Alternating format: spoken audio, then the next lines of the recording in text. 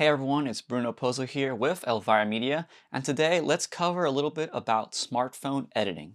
There are a lot of options out there when it comes to editing on your smartphone, some paid and some free. So I went scouring through all the free versions of many of these editing apps, and I found one that I think does a really good job and has a lot of features that could be useful to most content creators out there. And that app is actually Capcut. Nowadays, with a lot of content being filmed on smartphones, recorded there, it's definitely worth investing in an editing app so that you don't have to keep going through the process of uploading footage, audio to a computer rather, and then having to do all the editing there and having to import it back to your smartphone and yada yada. Anyways, I want to do a comprehensive rundown of this app because I do believe that most people can benefit from it. So here's my tutorial on how to use CapCut. Let's go. All right, so first up, let's open the CapCut app right there. As you can already see, I do a lot of editing on this app already. I have a few projects, but let's just open up a new one. Once you start a new project, you need some footage to upload or even pictures you can start with. So I'm actually going to select this video I recorded a little while ago. Here you go. You can upload many videos and photos in that process, but I only had one video for this, so that's why I'm uploading this one. So now that you're in your project, on the bottom you have a bunch of tools available to you. Edit just means that you can select it and you can do things to the project, but you can also just do that by simply tapping the video file that you want to edit. So that one's not super useful. Audio allows you to add some audio stuff, so you can add sounds, like music from certain apps. And then you also have effects. So there's actually sound effects, which I use sometimes. Some of my favorite being like a bell ding. That one comes in handy quite often, and stuff like that. You can always favorite these. So you can look through all these. They have a bunch of options. Laugh, fighting, they're categorized by category. Transition, food, etc. Then you can extract audio. So let's say I wanted to get rid of the audio from this video. You can actually extract it by clicking extract audio when you have the file selected, and it'll actually extract the separate audio line, so you can do certain effects or try to have B-roll playing over the audio if that's all you needed. But I'm not going to do that, so I'm going to click the undo button, which is actually right next to the play button. When under the video, you'll see the play button. Right next to that is a keyframe for animations. And then that little arrow that's pointing kind of left is the undo. And then the arrow right next to it is the redo. And then finally, the button on the on the very end there is actually to watch full screen, so you can play back your video and see. And then lastly, in the audio menu, you do have an option to do voiceover. You simply select that, and when you hold the mic button, you can do a voiceover. So for example, this is me doing a voiceover just in case I wanted to do a voiceover. So that's it for the audio menu. Let's go into the text menu, which I think has some really cool features. You can simply add text. So if you need a line of text anywhere, you can add it here. Here, let's go text test. And you have fonts, which you can add a bunch of different fonts. You can even go into different languages, Chinese, Korean, Russian apparently. And apparently there's a little add feature, which I've never used. But I stick with the main font, but I've sometimes messed with some of these before. I've never found the use for them, but if fonts are your thing, there's your options. Next menu, we have style. Style is amazing because you can actually, change the color of the font, add all these borders. You can even do it kind of like TikTok style where you have like the background behind the text, stuff like that. The presets are pretty good, but you can get really granular with the colors in the bottom here. That's what all this colors are for. So you can change the text color to something like red. And you can get really specific even with the color dropper, whatever you call this thing. And you can select something on the screen, or you can even just use the gradient here, which some of you may be familiar if you use hex codes and stuff like that. And this applies to all the other features on the bottom here. So we have stroke, so you can change the stroke of the text if you had a stroke. So let's add a stroke so you see what I'm saying. So I can change that to white, red, blue, whatever. The canvas, I believe, is the background. Shadow is if you had a drop shadow to your text, which is pretty useful, but I don't use it too often. You can change the spacing, so you can have it centered, left, right, or even like up, down, like that. It seems like it's just rotated essentially. And then of course you can change the size here, character distance, and the line distance. So if I had a second line here, you can actually change that. Whoops, let's go back. And then line, so it can bring those two closer or spread them out. Pretty simple stuff. Last, you can add some bold or italics to this. So bold obviously makes it bolder, italics makes them italic, or underline them if that's your thing. Effects are pretty cool too. It's essentially like presets of some of these features we just went through, but they sometimes have more in-depth features like this weird glowing one, which is pretty nice, or this one where it has like a goop dripping off of the text. So if you want to go through that, you can. Bubble is pretty useful. I like to use this feature mainly for the subtitles, which we'll go over shortly. The only thing is that they're kind of strict. So like if you have, see how it's a vertical bubble, that's going to be its size and shape no matter what you do. So I find that you have to kind of find the right one. I usually like the horizontal ones. I think the one I like to use is actually over here. Boom, this one. You know, at that point you don't need any style. You can maybe do this style or something. Now let's go on to animation. And this is where you can animate certain things. This actually, you can do this for graphics, but they also have it specifically for text here. So you can do like little pops ins or glitch out, or you can even loop certain text. So like this one's like a donut, it'll just stay looping like that, which is kind of cool. I've never seen that one. There's one where the text slightly wobbles the whole time. I actually really like that. I've never noticed that. And whenever you have one of these animations selected, there's usually, not always, a little parameter you can adjust on the bottom. So you can adjust how fast it's going, how slow it goes, things like that. And there you go, that's it for the text menu. Now they have certain templates you can use, which I find very useful. So this ones are cool because they already have animations and stuff. You can get really unique, which is really why I like this app. There's a lot of good presets, and considering it's all free, it's kind of astonishing. Actually makes me think a bit of Canva as well. So definitely scroll through this. I'm not going to go through all of these because they have so many, but as you can see, there's a lot of good presets that just help you create a certain look and style if that's something you're looking to do. Next, one of my favorite features is actually the auto captions. And basically with this, you can actually set it to the original sound of the clips in the timeline, or you can have it just add subtitles to the voiceover. Since I don't have a voiceover, I don't have that option, but you can just select the language you want it in. In my case, it would be English. And when you click continue, it's going to go through the process of actually figuring out what the captions are and setting up the time points and the words for you. Now granted, this thing's not 100% accurate, but it's pretty darn close, and most of the time I have to do just a few tweaks and it's pretty much perfect. So you have to go watch Everything Everywhere All at Once. Pretty good. I've seen it in a really long time. By the way, while we're here, you can simply pinch and either pinch in or pinch out, so you can kind of zoom in, zoom out. There's a max zoom out, so you can do like insane zoom outs, but this is how it looks completely zoomed out. So you can see all the text markers and stuff. And when you have anything on the timeline, you can adjust it by simply tapping it and adjusting the banners on the left or right, or using any of the features on the bottom with the bottom menu that pops up with it.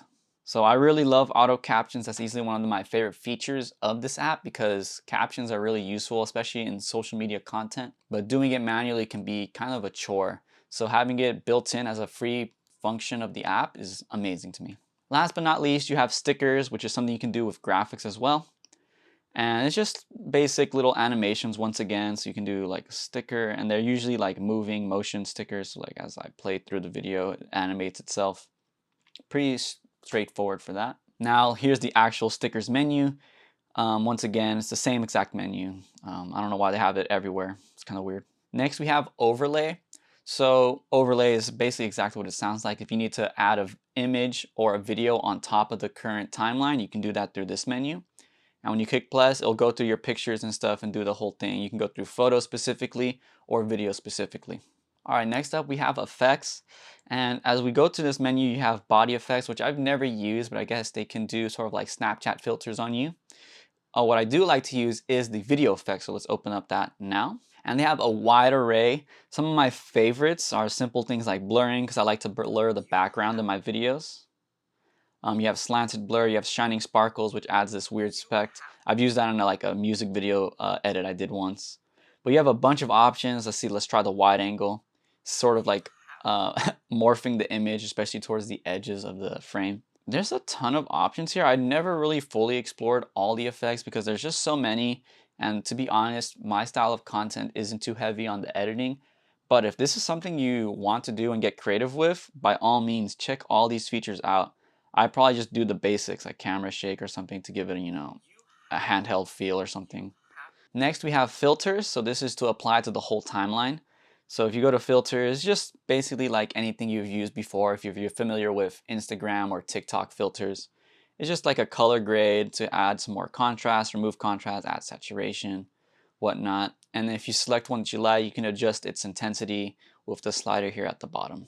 And then the adjust banner here is kind of like just doing that manually. So instead of using a preset, you would set all these parameters yourself. So there's brightness, which will brighten or darken the image. Contrast, which changes how severe the highlights are versus the dark sides. Saturation, how colorful the image is, more color, less color, so you can go black and white or completely outside of this world. So on and so forth. If you do any image manipulation like on Instagram and stuff, you're pretty familiar with these features. And of course, this is an adjustable layer on top. You don't have to have it for the whole timeline, but it will apply to anything that it's over. Next up, we do have format here. So format is just essentially how the video will be exported. When you import a file here, it'll automatically format to that size, but you can change that here if you don't want that. So if I wanted this to be a horizontal video for whatever reason, I can change it from 9:16 to 16:9, and as you can see, it's changed the timeline. And now this video doesn't quite fit, but if I zoom in, it would fit, which doesn't look good, but it's just something you are able to do if you wanted to. You can even go like 1:1 for like a square look, 4:3, which is like a rectangular, 2:1, which is what Netflix and a bunch of movies are doing these days. And you even have like the widescreen, 2.3.5. All these options are available for you if you'd like. So far, I think 9:16 is fine because I'm going to post this on TikTok. All right, last feature here, Canvas. Canvas just allows you to change the background. So if I had some sort of transparency or something, this would be more noticeable, and then blur as well, so you can add some blur to the image. I've never used this feature much because I don't really have transparency in my images, but if you do transparency, you can do that here. And I know I said Canvas was last. That's because the adjust feature here is basically the same as the filter feature in the other menu. Sometimes this app likes to have the same button for multiple menus. It's kind of annoying. All right, now let's get into actually editing the video files or pictures on the timeline. So to start that off, you just need to select any video file on the timeline. So I selected this one, and the bottom menu changes just slightly. Most of the features will be there, but some new ones will be added. So for example, you have split, which simply adds a cut to that part of the timeline. So I simply cut the timeline into two parts. And you can change the speed of the clip. So if I wanted to do like a double speed, 5x speed, you can do that. And in this case, it'll mess with the audio, as you might notice. Just funny, but not necessary for me. You have volume, so if you want to adjust the volume, you can do that here. So a little quieter, a little louder, whatever you need in that moment. Next up, we have animation. Once again, you can animate a lot of things in this app, not just pictures, audio, text, everything. So there's fade ins, there's shake outs. But yeah, I love the transitions. I find they can be pretty useful. And then we have delete, so you can just delete the whole clip if that's not necessary for you. A cool feature that I like is the remove background. Let me split this so you can see this real quick. So you select a clip and you select remove background. It'll actually cut you out immediately. But as you can see, it doesn't add the background from the previous menus. You have to sometimes layer this on top and then put something behind it, which is kind of annoying, but it is what it is. Next up, you have style. Style, once again, is just like auto editing, I guess. It'll do things for you. So like there's this freeze frame one, which is going to take forever to do. So it's cool that this app actually has some of these automatic effects built in. All right, so that took a little while, but let's see what it did. It might not do much because I'm not moving much. Whoa, okay. It tried to do something. Here's that extract audio button that I mentioned earlier on the video file. So if you don't want the video, you just want the audio, you can use that here. Next up, we have edit. So this allows you to basically adjust the image so you can mirror it if you didn't like that framing, or maybe that's the wrong framing. You can rotate it, which is kind of cool. And you can also crop this. So if I needed just like half of this or something, maybe say I like that, boom. And then there's that background that we made earlier. Next up, we have filters. Same thing as before, it's just that instead of applying to the whole timeline, it will only apply to this selected video file. Same with the adjust parameter, it's just about adjusting it, but only to this specific video file. Enhance I never use, but I guess it's just another filter thing, so you can change your face, I guess. Let's see. Retouch, see, like it's smoothing my skin out. Ooh, look how beautiful I look. Yeah, I never really mess with this, but it's an option if that's your thing. Then we have mask features. This is where we start getting into more advanced parts of editing, but you can basically make it so that only certain parts of your image show up. That's what a mask really is. So in this case, you can see I can do like the circle effect, which is gives me that Looney Tunes Warner Bros vibe. Like, you know, that's all, folks. Next up, we have Chroma Key. Chroma Key is if you were filming on a green screen, you can select a certain color in the image and just like pretend it doesn't exist. So that becomes transparent, as you can see, which isn't that useful because I guess most of the what I selected is kind of like my skin tone. So let's say I got to orange. Probably my face still. Yeah, all good. But that's something you can do if you were filming on a green screen. You can actually key out the green in the image so that part of the image is transparent. Overlay. This allows you to switch the main track with something that's on top of it. So if I added an image on top here, I can switch it. And then the image kind of pops up on top, but if you select it and go to overlay, it goes back to where it was. So not the most useful feature. I don't think I ever used that overlay button. Replace is the same idea, just replace this clip with something else in case you uploaded the wrong one. Stabilize is a really great feature because it essentially stabilizes the footage if you were too shaky or anything like that, especially with handheld footage. This is very useful. I use this all the time for like real estate stuff in case my hand was too shaky and I didn't bring my gimbal for my smartphone. So this is a really great feature to have, although it will slightly crop in to help reduce and hide those adjustments it's making, but it makes it look real smooth, as you can see here. Opacity is exactly what it sounds like. You can adjust how opaque this is, so you can, you know, basically make it see-through or not see-through. Voice effects I never really messed with, but you can adjust how your voice and the audio and the video clip sounds. So you can make it sound like there's an echo.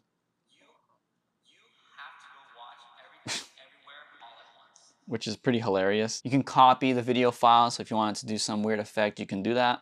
You can reverse the video, so simply just reversing, whoops. So it'll play backwards. I don't really need that right now, so I'm not gonna do that. So we have freeze frame, which is really great. It gives you that 70s sitcom vibe, right? You just select the frame that you like. Let's say right here, my teeth are showing, boom, freeze frame, and it'll make a little separate moment for like a few seconds where it just holds on that image, and you can continue the video, or I'll highly recommend just doing this at the end, most likely. This feature at the end, graphs, is only useful if you're animating. So let me do a quick example so you understand, but I would say this is very much more an advanced feature. So let's say I want to zoom in on my face here. You can actually do that simply by, you know, selecting the video and then using a pinch and just have it zoom in. But it won't mean that it's animated. So if I wanted to animate that feature, what you actually have to do is select the keyframe button next to the undo button, and it'll add a keyframe. You'll see it on the timeline, it's a red diamond. And from here, just move anywhere where you want the animation to end. And then you can either select keyframe again and then make your adjustments, or simply make an adjustment. So I'll just zoom in, and it'll automatically add a keyframe because it recognizes that something changed in the frame. And now when we go back, you'll see that it animates that feature. Very simple. So what the graphs feature actually allows you to do is change how that animation behaves. So you have like ease in, so it'll kind of zoom in. There's like a slightly less easing one. There's one where it kind of eases out, so it's like pretty fast and slows down. There's weird flow ones I never used. Whoa. It's like a weird ziggly one. Stuff like that, feel free to check this part out. Whoa, that one's crazy. So there you have it for all the video editing features. Now let's quickly go over the audio adjustment features, and then you pretty much understand the whole app. So for audio, let's just simply extract audio so I don't have to find the sound. And you'll see that another audio track appears. This is only visible when you click sounds, which is right here, audio rather, and you'll be able to see the audio track. So simply selecting the audio track, you'll see a new features pop up at the bottom. Some are familiar, some are new. So you still have volume here.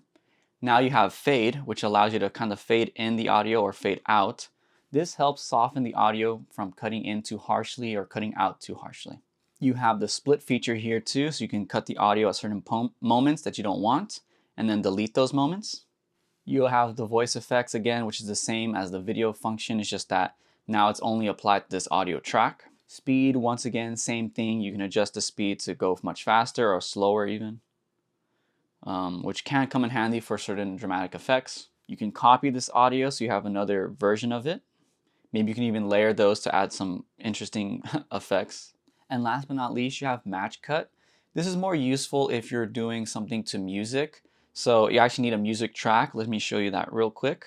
Just add a random song. So we're here and you go to Match Cut. You can simply add little flags to every beat of the song. You can listen through it, but I don't want to blast this on my microphone right now. And then right here, I can tell by the waveform where some of the beats are. And now that you've done that, you can sort of cut your video to these beats by matching them and lining them up.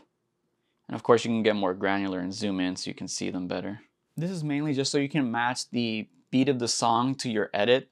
It's kind of wonking up on me right now, but so be it. That is what it is. I don't really use this feature too much because I'm not trying to sync to music too often. I usually like to use Instagram Reels sounds or the sounds found on TikTok as my source of audio. But there you go. That's everything you need to know to edit in Capcut. Once you're all done and you enjoy the video that you've edited, let's go into exporting. So if you look in the very top right hand corner, you see a button that looks like an arrow pointing up. If you select that, it'll start exporting. But let's say you record it in 4K, 1080, or you want a certain frame rate, you can click the resolution button right next to that.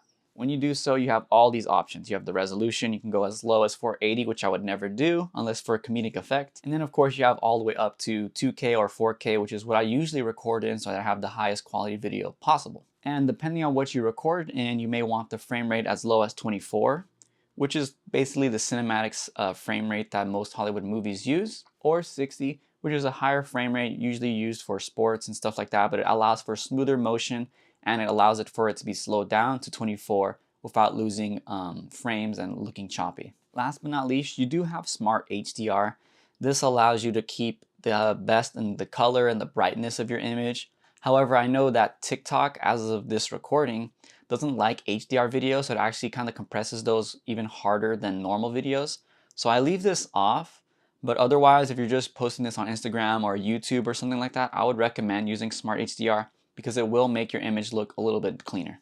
Once you have all these settings set that you want, now you can hit export and just make sure you don't leave the screen or anything. As you can see, it says keep Capcut open and don't lock your screen.